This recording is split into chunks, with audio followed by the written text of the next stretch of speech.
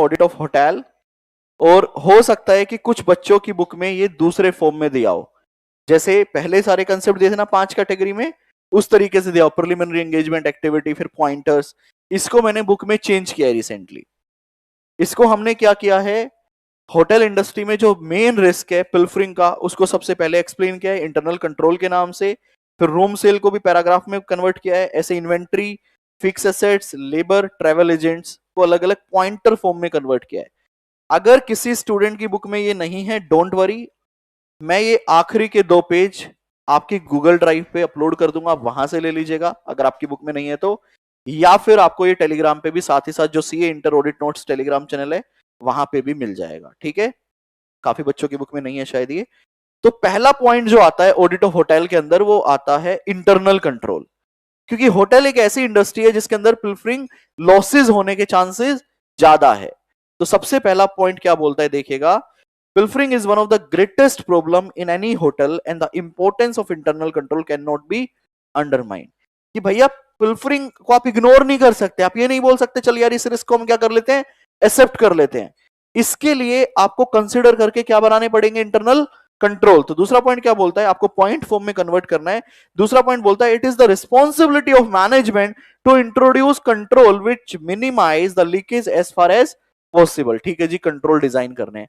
तीसरे में बोलता है क्या एज ए कंट्रोल आप क्या कंट्रोल लगा सकते हो पिल्फरिंग को कंट्रोल करने के लिए, कम करने के लिए।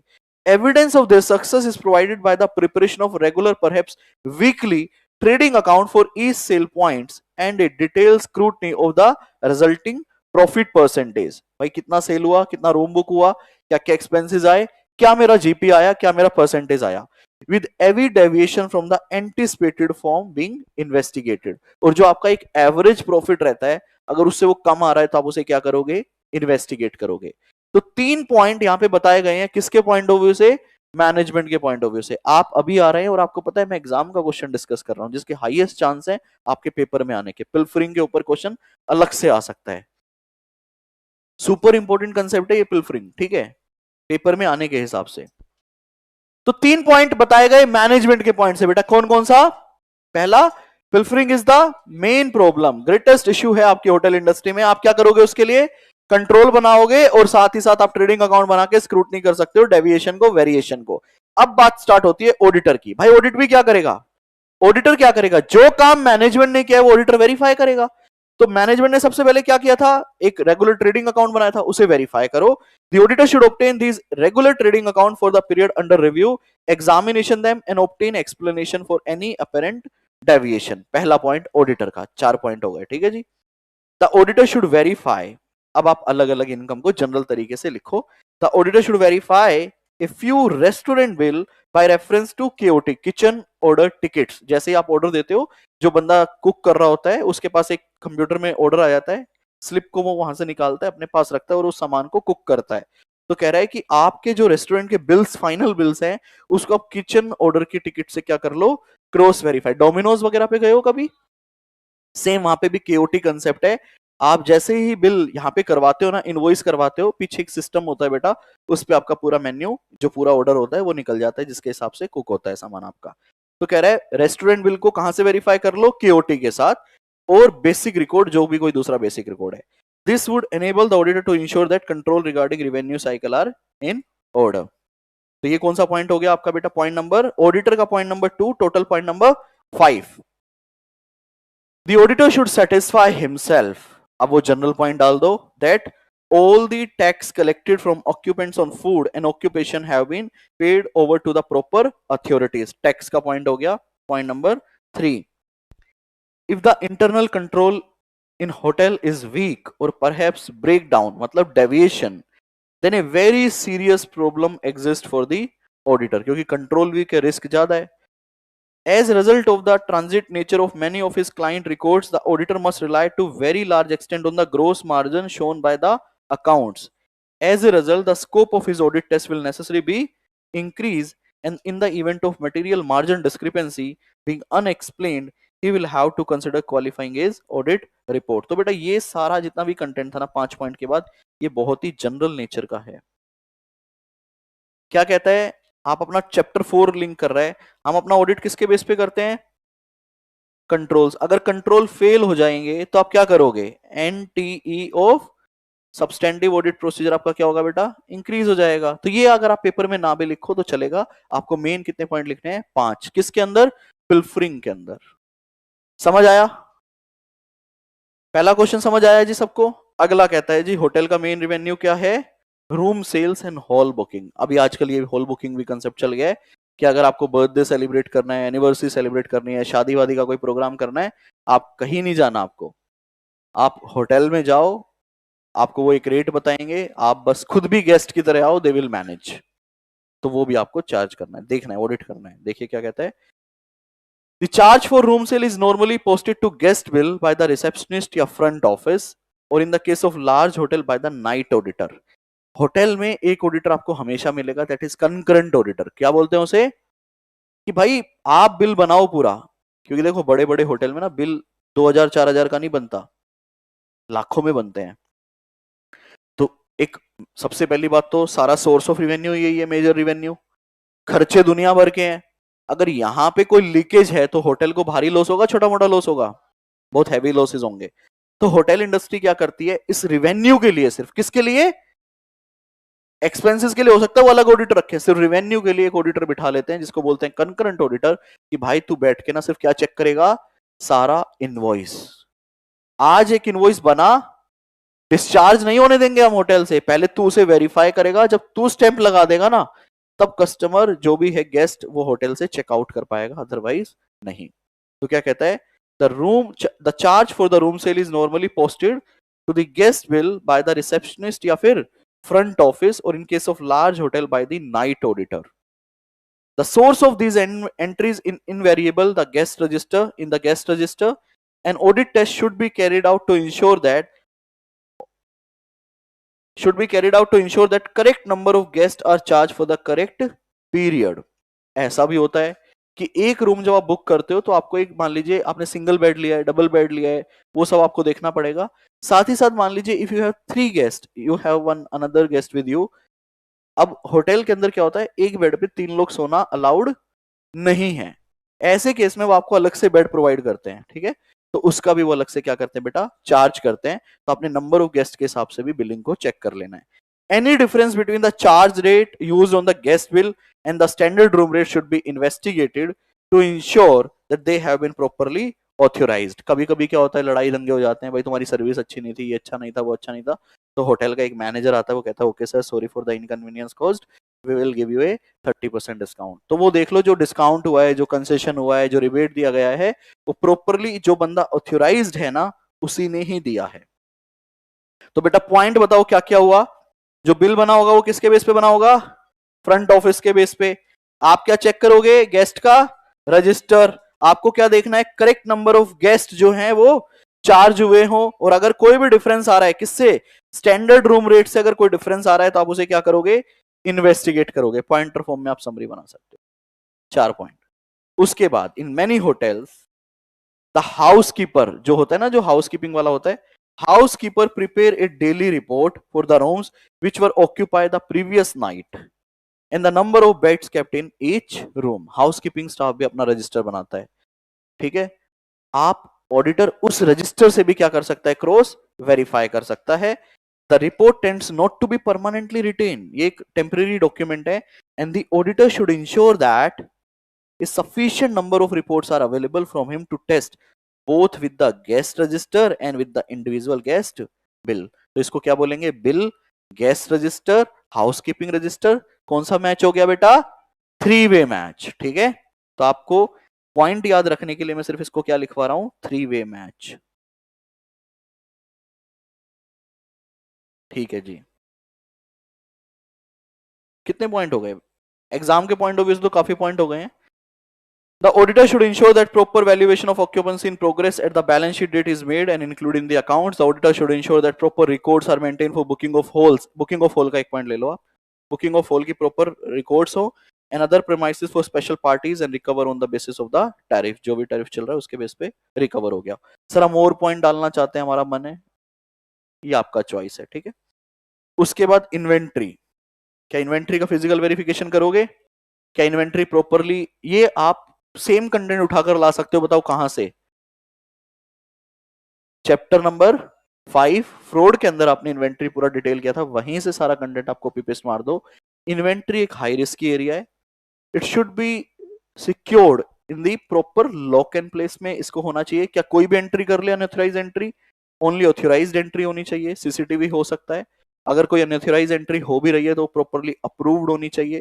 कोई सामान निकाला जा रहा है, उसका भी प्रॉपर क्या होना चाहिए, सिस्टम इन प्लेस होना चाहिए। देखिए, और जो होटल की इन्वेंट्री होती है वो बहुत ही छोटे साइज में होती है और बड़े वैल्यू में होती है, जिसको आप कहीं पे भी जाके मिसयूज कर सकते हो। देखिए, the inventory in any hotel are both readily portable and sellable, particularly the food and beverages. It is therefore extremely important that all movement and transfer of such inventory should be properly documented to enable control to be exercised over each individual store area and sales point. The auditor should carry out tests to ensure that all such documentation is accurately processed. सामान रखना document करो, सामान निकाल रहे हो document करो, properly authorise होना चाहिए। Area where large quantity of inventory are held should be kept locked. वो एरिया आपका लॉक्ड होना चाहिए properly. The key being retained by the departmental manager, the key should be released only to the trusted personnel, and unauthorized person should not be permitted in the store area except under constant supervision. In particular, any movement of goods out of the store should be checked. कोई भी goods आप निकल रहा है वो पूरा checking होना चाहिए। ठीक है जी। Many hotel use specialized professional valuer to take and value the inventory on a continuous basis throughout the year. भाई होटल क्या करता है, एक बंदा रखता है, सुपरवाइजर रखता है, जिसका काम ही यही होता है कितना स्टॉक है, कितनी वैल्यू का है, वो डेली बेसिस पे अपडेट करता है, डेली बेसिस पे मेंटेन करता है। Such a valuation is then almost invariable used as the basis of the balance sheet inventory figure at the year end. तो बैलेंस शीट में जो फिगर लेके आएंगे वो उसी सुपरवाइजर की रिपोर्ट के बेस पे आपकी जाएगी। Although such values are independent of the audit client, it is important that auditor satisfy himself the amount included for such inventory are reasonable. अब क्या ऑडिटर भी सुपरवाइजर की रिपोर्ट पे रिलाय करके आगे बढ़ जाए, उसको चेक करे, उसको चेक करना पड़ेगा। In order to satisfy himself of this, the auditor should consider attending a physical inventory taking and carrying out certain pricing and calculation test. भाई जो बैलेंस शीट में आ रहा है ना, आप सैंपल बेस पे फिजिकल वेरिफिकेशन कर लो और उसका रेट वगैरह भी देख लो। The extent of such test could be limited since the figure will have prepared independently of the hotel. आपको कितना चेक करना है वो हमारा जजमेंट रहेगा। It will depend on the materiality and other factors. तो ये किस पे लिखा, इन्वेंट्री ऑफ होटल। इसके ऊपर क्या था, room sales and hall booking, और उसके ऊपर क्या था, पिल्फरिंग। फिक्स एसेट्स, क्या होटल के अंदर रिपेयर एंड मेंटेनेंस का काम मेजरली रेगुलरली चलता होगा? क्या रेनोवेशन रेगुलरली चलता होगा? तो ये भी वहां पे क्या है, एक बहुत ही बड़ा खर्चा है। देखिए, ये वर्ड्स काट लीजिए आप बताओ फिक्स एसेट्स के अंदर आप क्या क्या देखोगे? बताओ बताओ, कोई बात नहीं, हैंड रेस करके फिक्स एसेट्स के पॉइंट बताओ। फिक्स एसेट्स, लेबर, एजेंट की शॉप्स, ये सारे जनरल पॉइंट हैं, बताओ फिक्स एसेट्स में क्या क्या देखोगे? हाँ बेटा, फर्नीचर, ठीक है, फर्नीचर में क्या क्या देखोगे? फर्नीचर जो पुराना है उसका डेप्रिसिएशन, और जो नया खरीदा जा रहा है उसकी परचेजिंग पॉलिसी, ऑथराइजेशन, ठीक है जी। और इलेक्ट्रिकल अप्लायंसेस, ठीक है जी। और होटल बिल्डिंग, ठीक है, सेल्फ ऑक्यूपाइड है या लीज पे है, ये आप देख सकते हो। क्या कह रहे हो यार? ये क्या है? इंटीरियर बोल लो ना आप, इंटीरियर बोल लो।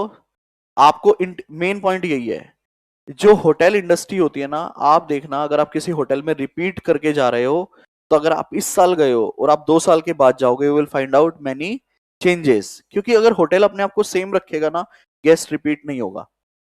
क्योंकि मैंने फिर से बोला, ये होटल इंडस्ट्री 2 बेसिस पे चलती है। एक तो चलती है सारी आपके कंपनीज की वजह से। जैसे आज आप बताओ, हम इतने लोग यहाँ बैठे हैं, क्या हम कभी ताज में जाके रुकते हैं? जनरली नहीं जाते हैं, नहीं जाते हो ना। आईटीसी वगैरह हम रोज थोड़ी ना जा रहे हैं, तो फिर भी ये होटल चल रहे हैं, इनमें रूम हमेशा बुकड है, कैसे? Because of companies. फॉरेन लोग ट्रेवल कर रहे हैं, वो लोग रुके हुए हैं, रिलायंस के लोग रुके हुए हैं, रिलायंस की मीटिंग्स चल रही है वहां पे, तो because of the corporate they are running, हमेशा फुल है। तो अगर मैं रिवेन्यू में जाऊं, फिक्सेस में जाऊं, तो उनको कुछ ना कुछ चेंज करते रहना पड़ेगा, तब वो एक जनरल पब्लिक को अट्रैक्ट कर पाएंगे। जैसे अब मान लो मेरे को जाना है, एक्सप्लोर करना है, लास्ट टाइम मैं ताज गया था, तो इस बार मैं नहीं जाऊंगा। क्यों? क्योंकि मुझे पता है यार, मैंने वो उस होटल को अच्छे से एक्सप्लोर कर लिया है। एक आपको ना एक देखने का शौक होता है, रहने का कोई वो थोड़ी ना है। यू वांट टू एक्सप्लोर कि भाई क्या है डिफरेंट, क्या है, क्या क्या सर्विसेज वो प्रोवाइड करते हैं, उसको वो लग्जरी आप इंजॉय करना चाहते हो। अगर आपने कोई चीज एक बार देख ली, then may be you will feel कि यार next time I will go to Hyatt, वहां पे क्या डिफरेंट है। तो मेरे को लगता है जस्ट हम लोग एक्सप्लोर करते हैं, अगर वो एक ही सेम चीज मेरे को बार बार दिखाएगा, तो सेकंड टाइम मैं नहीं जाऊंगा। मान लो 4 बार आपने 4 चीजें एक्सप्लोर कर ली, now at the fifth time if you want to visit any hotel, तो आप क्या करोगे? You will compare the services, yes और नो? यार मैं यहां नहीं जा रहा हूं, इसकी ये 10 कमियां हैं, अपन इस पे ही चलेंगे। तो होटल को क्या करना पड़ता है? बहुत सारे खर्चे करने पड़ते हैं रिपेयर्स के। तो आपको एज एन ऑडिटर देखना है कि वो कैपिटल एक्सपेंडिचर है या रिवेन्यू एक्सपेंडिचर है। तो ये था आपका फिक्स एसेट। कैजुअल लेबर, बेटा होटल के अंदर बहुत सारी लेबर काम करती है, तो आपको लेबर के सारी कॉम्प्लाइंसेस, यहाँ पे इतना एक्सप्लेनेशन नहीं है। लेबर के कॉम्प्लाइंसेस परमानेंट, अगर आपके एम्प्लॉइज हैं तो उनके कॉम्प्लाइंसेस सारे चेक करने हैं, पेमेंट सारी चेक करनी है, वेज शीट्स वगैरह को डिटेल में वेरीफाई करना है। ट्रेवल एजेंट बेटा हमारी बुकिंग करते हैं, तो उनसे पेमेंट हमने रिसीव कर ली हो सारी, और उनका कमीशन का सेटलमेंट टाइमली आपको देखना है हो गया, और बैंक से पेमेंट और बैंक में रिसीविंग। तो ये पढ़ लो ट्रेवल एजेंट वाला, ये स्पेसिफिक पॉइंट है। For leisure coming through travel agents और other booking agencies, the bill are usually made on the travel agent और बुकिंग एजेंसीज। जैसे कि कोई एक एग्जांपल, मेक माई ट्रिप, ठीक है। The auditor should ensure that money are recovered from the travel agent और booking agencies as per the term of credit allowed. Commission, if any, paid to travel agent or booking agent should be checked by reference to the agreement on that behalf. तो ये था क्या आपका hotel, और इसको मैं बोलना चाहूंगा वेरी इंपॉर्टेंट। क्यों बोल रहा हूं वेरी इंपॉर्टेंट? क्योंकि बाकी सबसे हटकर है ये, मतलब जनरल पॉइंट नहीं है, पॉइंटर नहीं है, स्पेसिफिक बात की है, इंटरनल कंट्रोल पे स्पेसिफिक डिटेल पॉइंट डिस्कशन हुआ है, रूम सेल्स के ऊपर। तो इस तरह की स्पेसिफिक चीजों को कोई भी पेपर में ज्यादा पूछेगा आपसे। नेक्स्ट वन, एक और हल्का सा कंसेप्ट है, वो निपटाते हैं। सिनेमा गए हो कभी? थिएटर? बंद करो किताबें। हाँ जी, मूवी देखने गए हो? कौन सी मूवी देखी थी लास्ट? पठान? केरला स्टोरी? हाँ जी, कौन सी मूवी देखी थी लास्ट आपने? कौन सी? ये कब लगी थी? अच्छा, थिएटर आप लोग जाते रहते हो, राइट?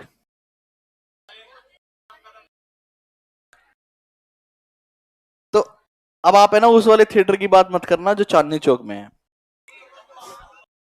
अंबा थिएटर। हम पीवीआर को कंसेप्ट को रखते हैं, ऑडिट अंबा नहीं करवाएगा, पीवीआर करवाएगा, ठीक है। मान लीजिए पीवीआर को पहले फील करते हैं, पीवीआर को, ठीक है। आज आपको एक मूवी जाना है, चलो सर, चलो सर, फेयरवेल छोड़ो सर, मूवी दिखा दो। कोई लगी अच्छी मूवी? मैं देखता हूं अगर कोई मूवी लगी है तो। फिर किसी थिएटर से बात करनी पड़ेगी ना सब्सिडाइज रेट पे। वैसे एक अच्छी चीज है, मूवी अगर बुक करे तो सुबह के शो सस्ते होते हैं ना, जो टिकट 600 की होती है शायद वो 300 की मिल जाती है, 200 की। ये कह रहा है, एक आइडिया और दे रहा है मेरे को, कह रहा है वेडनेसडे हाफ रेट पे होती है, हम हमारे सर का पैसा खर्च नहीं करवाएंगे। वेडनेसडे हाफ रेट पे होती है, मूवी चलते हैं। ठीक, नहीं बारबी मूवी लगी है क्या कोई? बारबी बारबी मूवी है क्या कोई? टू, गदर टू, देशभक्ति।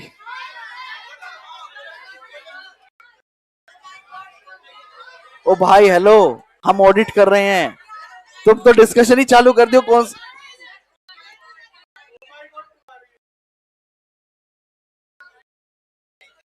एक काम करो, वो कह रहे नेटफ्लिक्स का जमाना है, आप सबको लॉगिन आईडी पासवर्ड दे दो बेटा, वो बंद हो जाएगा मेरा।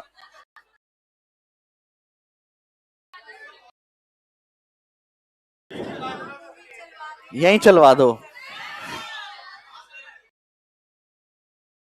एक चलो अब अपन पहले डिस्कस कर लेते हैं, फिर हम मूवी देखेंगे। थिएटर, किताब फुल स्क्रीन पे मेरे को ले आना यार। लो जी, किताबें बंद है सबकी। थिएटर में आप गए हो बेटा? हाँ जी गए हैं। सबसे पहला काम होता है चलो जी बुक माई शो से टिकट बुक करते हैं, अगर घर से कर रहे हो तो आप मुझे बताओ, सेम टाइम पे सीट्स तो लिमिटेड है, सेम टाइम पे मैं भी टिकट बुक कर रहा हूं और काफी लोग अलग अलग ऐप से टिकट बुक कर रहे हैं। मैंने भी कॉर्नर सीट सेलेक्ट कर ली, सेम सीट किसी दूसरे लोगों ने भी कॉर्नर, तो कैसे वो सीट ब्लॉक होती है? नहीं, पेमेंट से लिंक ही नहीं होती वो। एक इंटरनल कंट्रोल है बेटा यहाँ पे, कि अगर आपकी बुकिंग मल्टीपल प्लेटफॉर्म से हो रही है तो आपका जो सर्वर है, जैसे ही अगर वो किसी ऐप पे जाकर मैं देखता हूं, तो अगर अभी तक वो किसी ने सेलेक्ट नहीं की तो वहां अवेलेबल दिखाएगी। जैसे ही मैं उन दो सीट को सेलेक्ट करके प्रोसीड पे क्लिक कर दूंगा तो विल सी कि एक टाइमर स्टार्ट हो जाता है ऊपर। पेमेंट से लिंक नहीं है ये, आप देखना कभी एक टाइमर आ जाता है, या तो वो टाइमर दिखेगा या नहीं दिखेगा, बट डेफिनेटली बैकएंड में एक टाइमर ब्लॉक कर देता है उन दोनों सीट को, may be for the 10 minutes. 10 minute के लिए वो सीट ब्लॉक हो जाती है। अगर आपने 10 मिनट में पेमेंट कर दिया तो वो सीट आपको अलॉट हो जाएगी, नहीं किया तो वापस से रिलीज हो जाएगी और वापस से ऐप पे दिखने लगेगी। अगर आपने कैंसिल कर दिया तो तुरंत रिलीज हो जाएगी। मतलब you can take some minutes कि उस टिकट उस सीट्स को आप ब्लॉक कर सकते हो, और उस टाइम पॉइंट के अंदर वो सीट आपको किसी दूसरी ऐप पे नहीं दिखेगी। आप कभी करके देखना, दो मोबाइल लेना, एक में दो सीट को सेलेक्ट करके प्रोसीड कर देना, दूसरी ऐप में सेम शो में जाना, वो आपको सीट्स बुक्ड दिखेंगे, ऑलरेडी ब्लॉक दिखेंगे। तो एक तो आपको इंटरनल कंट्रोल पर आप इसमें देखना पड़ेगा कि टिकट जो है वो किस तरीके से बुक हो रही है, किस ऐप से बुक हो रही है, उसका रिवेन्यू कलेक्शन का, सेम होटल वाला पॉइंट, रिवेन्यू हम टाइमली कलेक्ट कर पा रहे हैं, कमीशन का सेटलमेंट आपको देखना पड़ेगा। पुराने जमाने के हिसाब से एक दो पॉइंट लिखे हुए हैं कि टिकट सीरियली नंबर्ड होनी चाहिए, आजकल बारकोड का जमाना है, ठीक है, वो पॉइंट भी हम देख लेंगे। तो एक पॉइंट तो ये हो गया, आपने टिकट बुक की। आपने देखा होगा बड़े सारे ना प्रोमो कोड्स होते हैं आजकल। अगर आपके पास कार्ड है, जैसे मेरे पास मल्टीपल कार्ड्स हैं, तो एक के साथ एक फ्री। आईसीआई का कार्ड अगर आप लोगों के पास है तो मंथली बेटा दो टिकट के साथ दो टिकट फ्री होती है। कोटेक का पीवीआर कार्ड, एमएक्स कार्ड, हर कार्ड पे आपको टिकट मिलती है आजकल, कि आप एक बुक करो एक फ्री। तो एक बात बताओ, इसके अकाउंटिंग कैसे करोगे आप? इस पे कैसे कंट्रोल रहेगा? थिएटर फ्री दे रहा है, क्रेडिट कार्ड फ्री दे रहा है, क्रेडिट कार्ड, तो आपने बैंकर से कैसे वो चार्ज किया, रिवेन्यू कैसे रिकवर किया? समझ में आ रही है मेरी बात? तो वो एक आपका इंटरनल कंट्रोल कलेक्शन आपको चेक करना पड़ेगा कि ये वर्किंग आप मंथली कर रहे हो या फिर आपने उस बैंकर के साथ एक ईयरली कोई कॉन्ट्रैक्ट कर रखा है कि भैया कोटेक बैंक पीवीआर को हर साल 50 लाख रुपए देगा या 5 करोड़ रुपए देगा, और उसने अपने नंबर ऑफ यूजर, तो कार्ड उसको पता ही है ना कितने हैं, और उसको ये भी पता है एवरेज कितने लोग क्लेम करते हैं। तो वो एक क्या एग्रीमेंट भी कर सकते हैं कि भैया हमारे यहाँ से जो भी आएगा आप मंथली इतनी सीट्स दोगे उनको, और हम आपको सीट वाइज सेटलमेंट नहीं करेंगे, लेट्स मेक एन एग्रीमेंट, हम आपको ईयरली सेटलमेंट करेंगे, लेट्स से 1 करोड़ 2 करोड़ 5 करोड़ 10 करोड़ जो भी है, उनका एक एग्रीमेंट हो जाएगा। तो उसकी रिकवरी वो एग्रीमेंट आपको वेरीफाई करना पड़ेगा। बुकिंग की बात की, थर्ड पार्टी एजेंसी की रिकवरी की बात की, सेटलमेंट की बात हुई। उसके अलावा आप थिएटर में पहुंच गए, आपकी एंट्री पे चेकिंग हुई, चेकिंग करते ही आपको फैंसी फैंसी काउंटर्स दिखते हैं, ठीक है। जैसे क्या काउंटर होता है? पॉपकॉर्न का काउंटर होता है, कोल्ड ड्रिंक मिलती है, और आजकल तो मुझे लगता है आधा रेस्टोरेंट होता है पीवीआर के अंदर, ठीक है। तो आपको ये देखना है कि जो वो रेस्टोरेंट्स हैं वो पीवीआर के ओन्ड रेस्टोरेंट है या वहां पे भी उसने स्टॉल्स एज ए लीज पे दिया हुआ है, रेंट पे दिया हुआ है। अगर ओन्ड है तो इसका मतलब वो रिवेन्यू में आएगा, अदर इनकम में, तो आप उस पर तो टीओडी लगा लोगे, उस पर तो कोई रिस्क नहीं है फिर। हाँ, एज ए इन्वेंट्री जो आप होटल में पढ़कर आए हो, अब होटल वाले इन्वेंट्री के सारे पॉइंट थिएटर पे भी लग जाएंगे, क्योंकि सेम ही तो है, रेस्टोरेंट इनकम तो सेम रहेगी। अगर मैंने रेंट पे दिया हुआ है तो मैं क्या देखूंगा बेटा, रेंट एग्रीमेंट, कि उससे रेंट मैंने टाइमली रिकवर किया या नहीं किया, 3 इनकम। फिर आप थिएटर के अंदर एंटर करते हो, एंटर करते ही आजकल अक्षय कुमार आता है गुटखा चबाता हुआ, और वो ऐसे बोलता है थू, फूफू करने में क्या रखा है। पहले ऐड वो बड़ा स्मार्टली करता था, बट आप लोग आजकल लोगों से विमल में उसको विजुअलाइज करते हैं कि अब ये ऐड कैसे करेगा।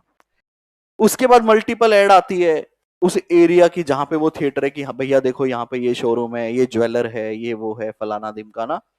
अब थिएटर क्या उनको फ्री में चला रहा है, उससे एडवर्टीजमेंट चार्ज ले रहा होगा क्या, हाँ या ना? तो आपको उनके सारे एग्रीमेंट्स को वेरीफाई करना पड़ेगा। हमने 4 main source of revenue discuss कर लिए किसके, थिएटर के।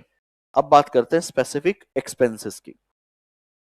जब भी कोई मूवी लगती है पुराने टाइम में बेटा क्या होता था, पूरे मोहल्ले में, पूरे शहर में उसकी अनाउंसमेंट की जाती थी, पोस्टर्स लगाए जाते हैं, अभी भी होती है, बैनर्स लगाए, अभी तो मैंने नहीं देखे कोई भी बैनर।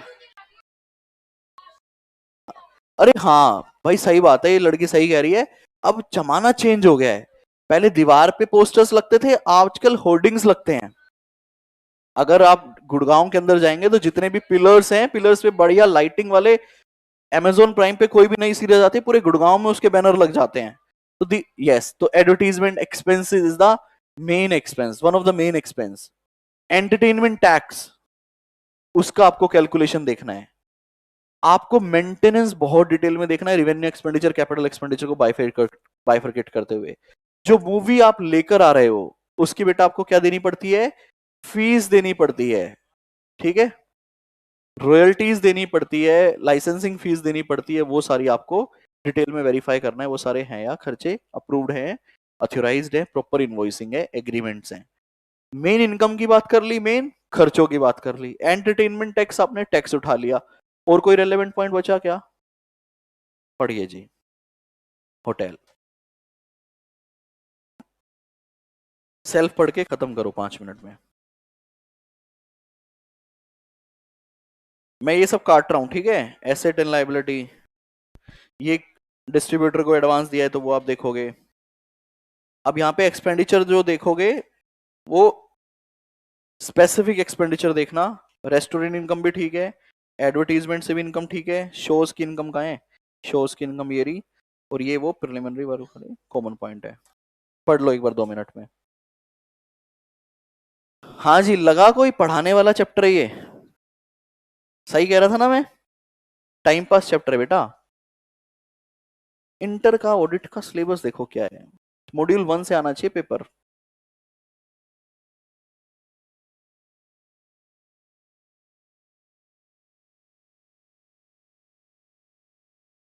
दोनों से आता है, 30 नंबर का ही तो काम आ रहा है, पेपर तो आपका 125 नंबर का आता है, 124 मार्क्स का पेपर आता है ना। 2 चैप्टर से ज्यादा काम आता है, पेपर तो हर चैप्टर से आता है, हर चैप्टर की एवरेज 10 नंबर की है मान ले, तो इन दोनों की 30 मार्क्स की है।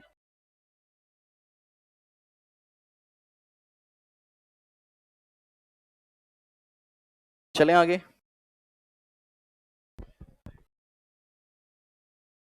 अच्छा एक बात बताओ, अपन ने स्टार्ट कहां से किया था आज,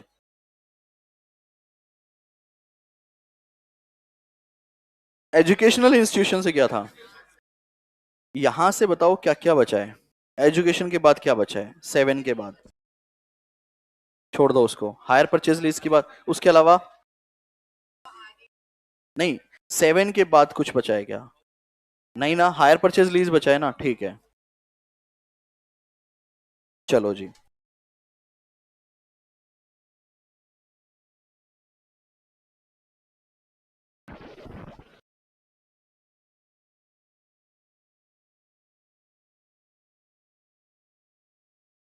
चैरिटेबल इंस्टीट्यूशन के अंदर मेन इनकम क्या रहेगी, बस ये बता दो। Charitable institution, donation and grant, public भी दे सकती है, सरकार भी दे सकती है। क्या ग्रांट पे मैं कंडीशन लगा सकता हूं? सरकार भी लगा सकती है। ये उसका मेन इनकम हो गया, पढ़ लो, खत्म। डोनेशन ग्रांट, चैरिटेबल इंस्टीट्यूशन पढ़ लो 6 नंबर। ये भी रिमूव करो, डोनेशन ग्रांट को छोड़ देना, ये भी रिमूव करो। खर्चे ट्रस्ट के ऑब्जेक्ट के अगेंस्ट होने चाहिए, बाकी सारे सेम है, कट करो। टैक्स, ट्रस्ट को बेटा इनकम टैक्स में रजिस्टर करवाना पड़ता है, मेन पॉइंट, ठीक है। बाकी सब कट करो, पढ़ लो।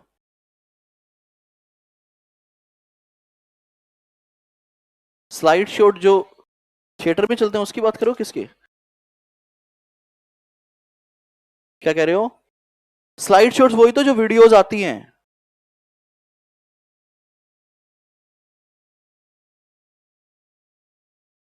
बस ये मेन है आपका डोनेशन एंड ग्रांट। रिसीट से मैच करना है, सारी डोनेशन आ गई हो, इंटरनल रिपोर्ट चेक करनी है। काइंड में आइए, आपने देखा होगा ना लिखा होता है ये हमारी पुण्य दादी जी की, उसमें वो सब आपने वेरीफाई कर लेना रजिस्टर वगैरह से। अगर किसी स्पेसिफिक पर्पस के लिए आइए, देख लेना वो उसी पर्पस के लिए यूज हुआ हो। काइंड में भी बहुत ज्यादा ग्रांट मिलती है आप लोगों को। आप रूम्स बनवाते हो, एसेट्स लगवाते हो अलग अलग फॉर्म में, उसको भी वेरीफाई करना कि वो रजिस्टर में आ गई हो, सामने वाले को आपने उसकी रिसीट दे दी हो।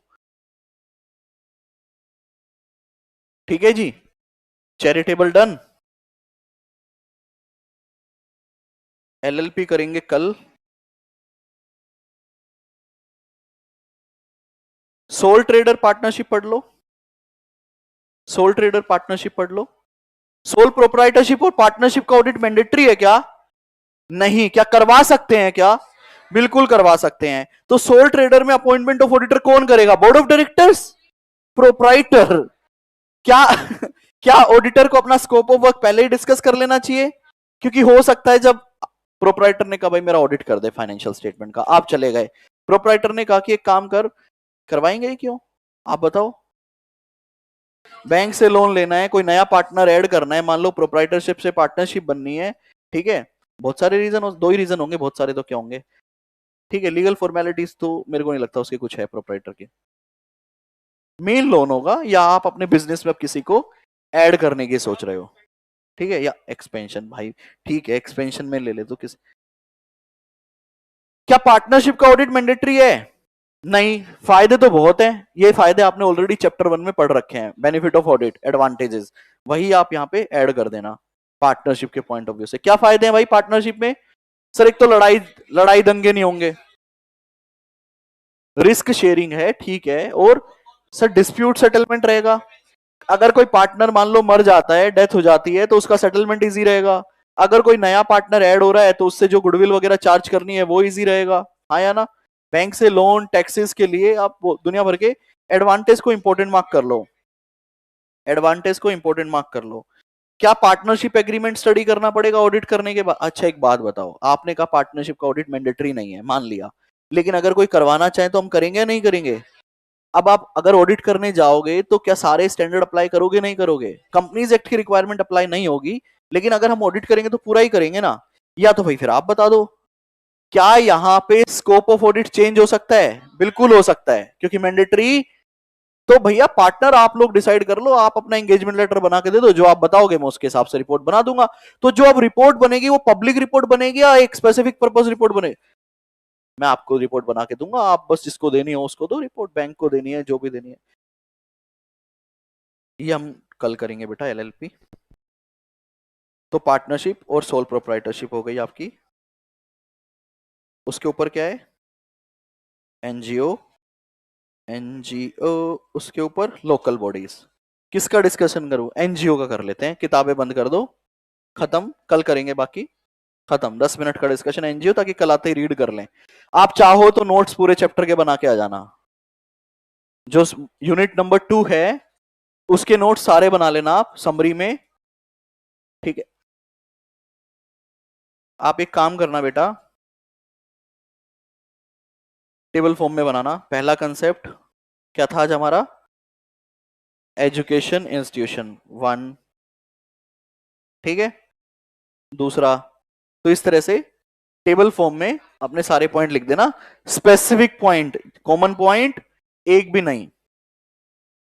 भाई बना लो ना, किताब में कितने सारे पेज हैं, वो सारे इरेलेवेंट हैं।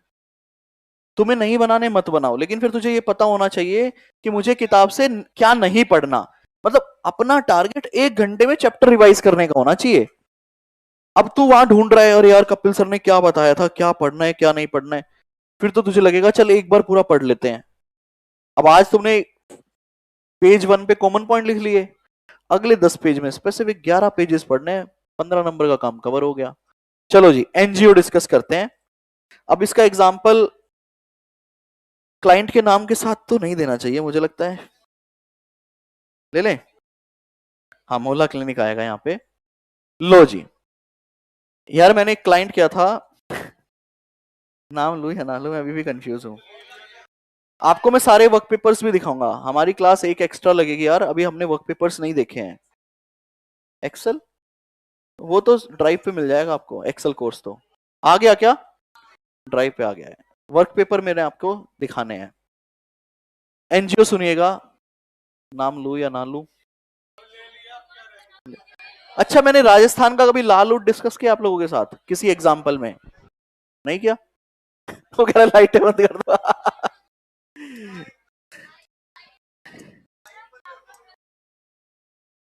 नहीं नहीं, ऐसे तो तुम क्या ही रिकॉर्ड करोगे। लो जी, एक क्लाइंट मैंने किया था जिसका नाम है LEHS, load education and health society, ठीक है जी। बेसिकली ये एक एनजीओ था, हेल्थ एंड एजुकेशन को प्रमोट कर रहा था, ठीक है। इसके जो डोनर थे, जो इनको पैसा देते थे, वो एक थे बिल गेट्स यूएस से, और हमारे इंडिया की बड़ी बड़ी कंपनियां, one of them you can say Adani type. आपने एक कंसेप्ट सुना होगा, कॉर्पोरेट सोशल रिस्पॉन्सिबिलिटी, CSR।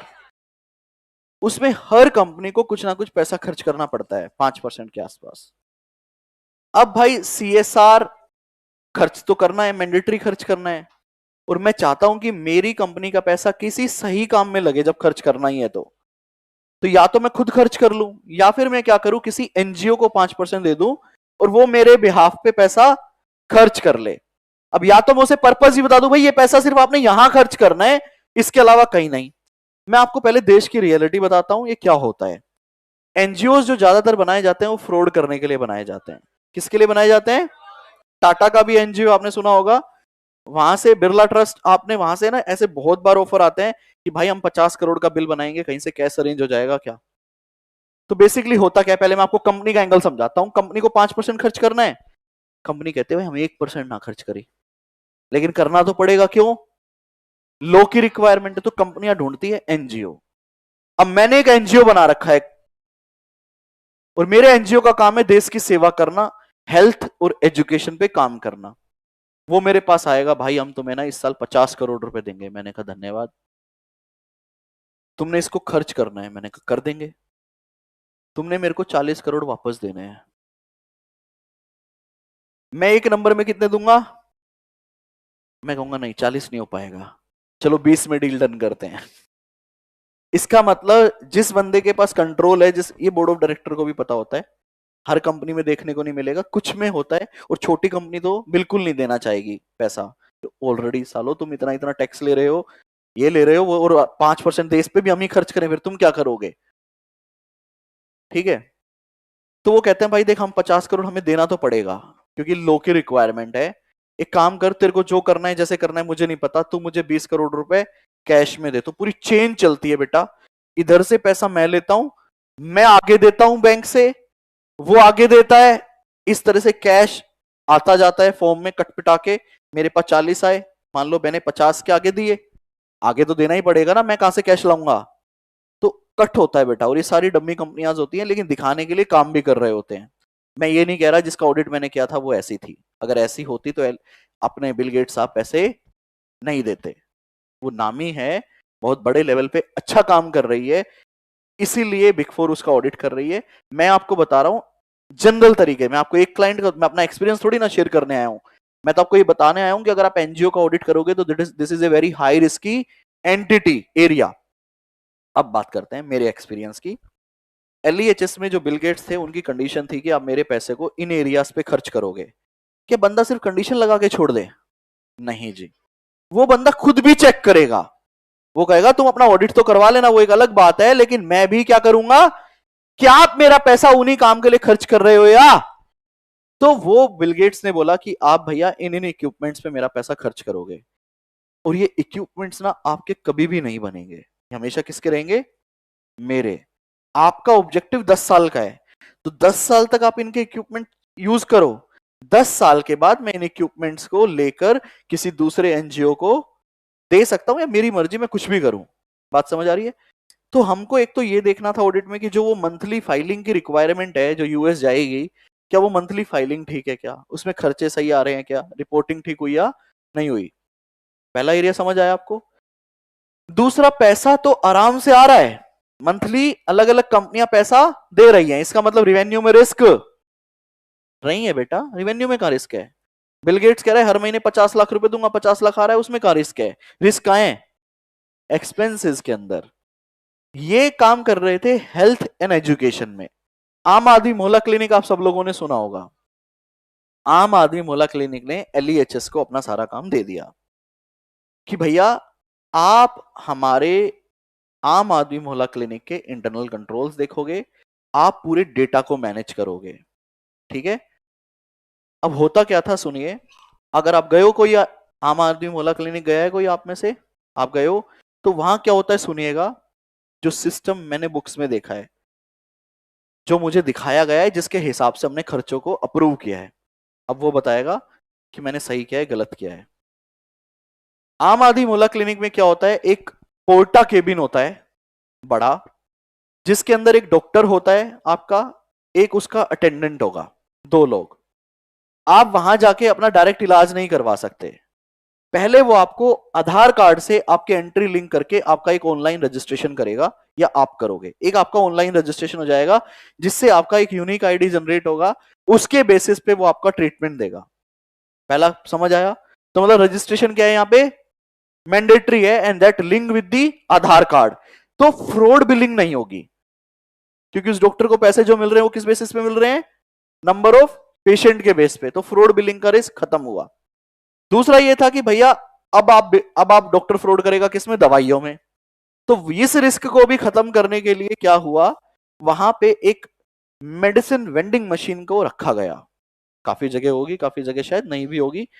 उसने क्या किया, मेडिसिन लिखी और वेंडिंग मशीन से उतनी मेडिसिन निकाल के आपको फ्री ऑफ कॉस्ट प्रोवाइड कर दी। अगर अवेलेबल है तो, नहीं है तो उसने लिख के दे दी, आपने बाहर से ले ली।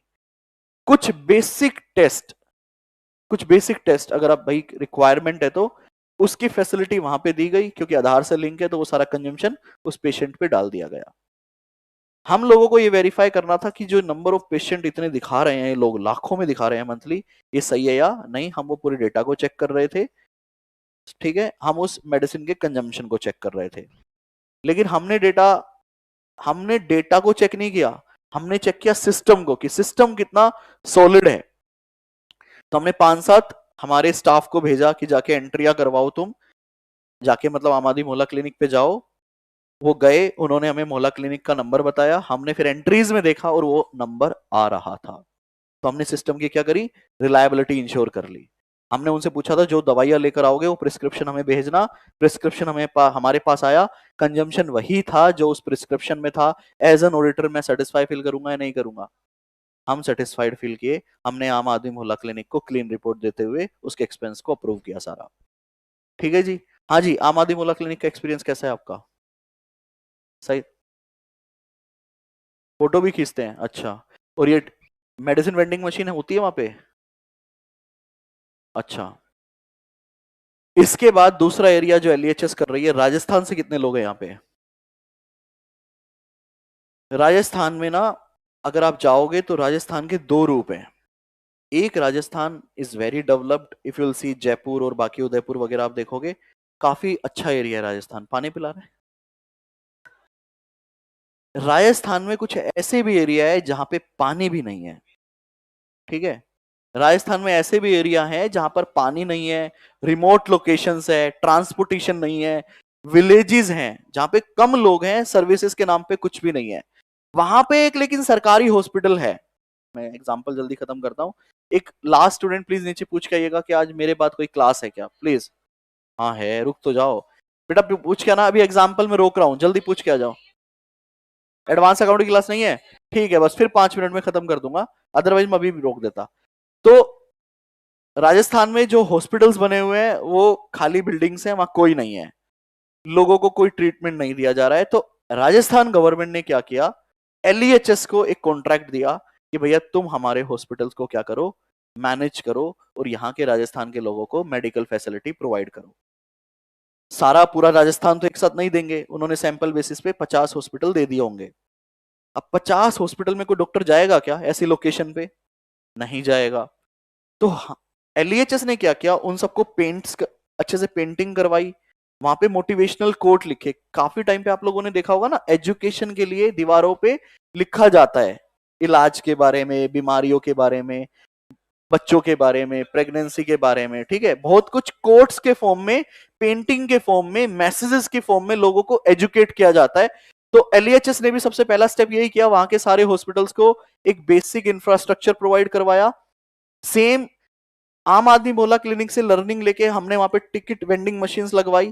अब डॉक्टर तो वहां तब भी नहीं जाएगा, तो हमने क्या किया, हमने मतलब एलईएचएस ने क्या किया, वहां के लोकल में से जो भी पढ़ा लिखा बंदा था उसको हायर किया, और बोले भाई तुझे कुछ नहीं करना, तुझे यहाँ कुर्सी पे बैठना है, जो पेशेंट आएंगे तेरे को बेसिक टेस्ट करने हैं, उसके रिपोर्ट बताने। अरे डॉक्टर कहाँ है, डॉक्टर बैठेगा दिल्ली, और वहां पे आपको ऑनलाइन सर्विस प्रोवाइड करेगा। थैंक्स टू जियो हर कोने में आज के दिन इंटरनेट है, चाहे बाकी सर्विसेज हो या ना हो।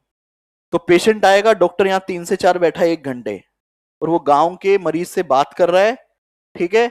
वो बंदा टेस्ट करके बता रहा है सर जी टेम्परेचर इतना है, ये इतनी खांसी है। उसने यहाँ दवाइयां लिखी, वहां पे टिकट वेंडिंग मशीन लगी हुई है जो कि सर्वर से कनेक्टेड है, ऑटोमेटिकली दवाइयां निकलकर बाहर आ गई, पेशेंट लेगा और चला जाएगा। तो ये राजस्थान के गांवों में ये सर्विसेज स्टार्ट की गई, ठीक है। ये पैसा मेरे को समझ में आया, जस्टिफाइड लगा, हमने इसको भी अप्रूव किया। इस केस में हम लोगों ने विजिट किया, झुंझुनू एक जगह है वहां गया था मैं, चूरू एक जगह है वहां गया था, ठीक है। ऐसे काफी लोकेशन पे we are self as an auditor travelled, ये सब देखने के लिए, क्योंकि मैं बड़ा फैसिनेट था यार, ये कैसे चल रहा है, I really want to see doctor कैसे सर्विसेज दे रहा है, मैं इसको देखना चाहता हूं। खर्चे करोड़ों में थे अप्रूव करने से पहले। फिर राजस्थान में क्या किया, एक और खर्चा किया उन्होंने, that is also in crores. उन्होंने एक एड चलाई, एड बनाई लाल ऊंट। सिंस राजस्थान में ऊंट एक बहुत ही मेन एनिमल है बेटा, बहुत ही वहां पे सबसे ज्यादा यूजफुल है, तो राजस्थान को ऊंट, आप जब भी राजस्थान देखोगे आपको ऊंट जरूर दिखेगा, ठीक है।